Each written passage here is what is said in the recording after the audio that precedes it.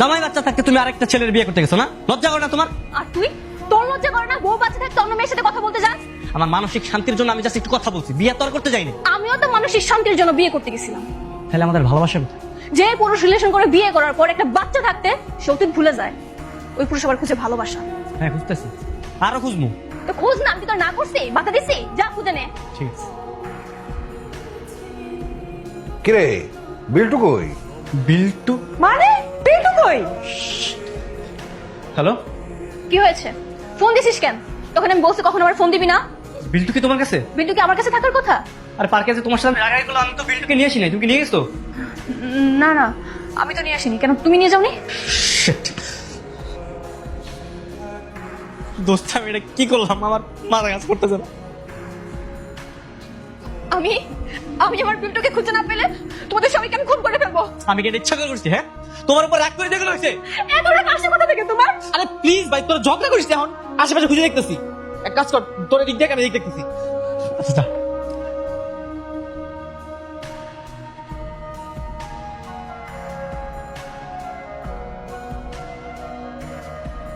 I'm extremely sorry.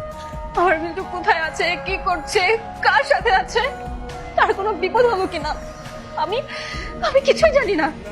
সব সব তোমার জন্য হয়েছে। সব দোষ আসলে আমাদের দুইজনের।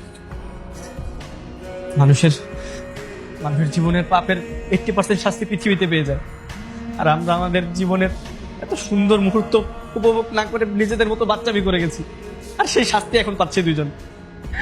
তুমি তুমি আমার বিল্টুকে এনে দাও, আমার বিল্টুকে এনে দাও।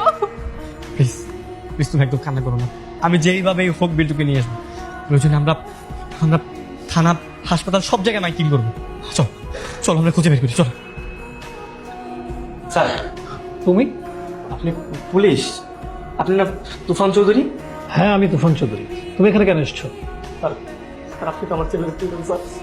ওরে স্যার তাও দিতেছেন, ও হারাই গেছে স্যার। সেটা তো ভালো কথা, তোমার সাথে এটাই হওয়া উচিত।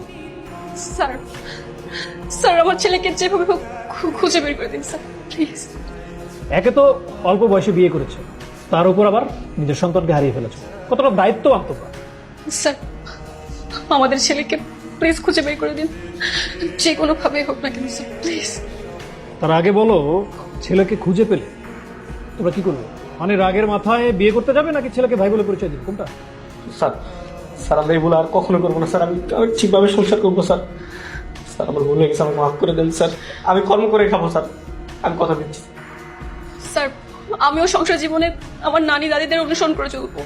কথা দিচ্ছ তাহলে? হ্যাঁ, আমি কথা দিচ্ছি। জি স্যার। কামাল সাহেব, বাচ্চাটাকে নিয়ে আসুন।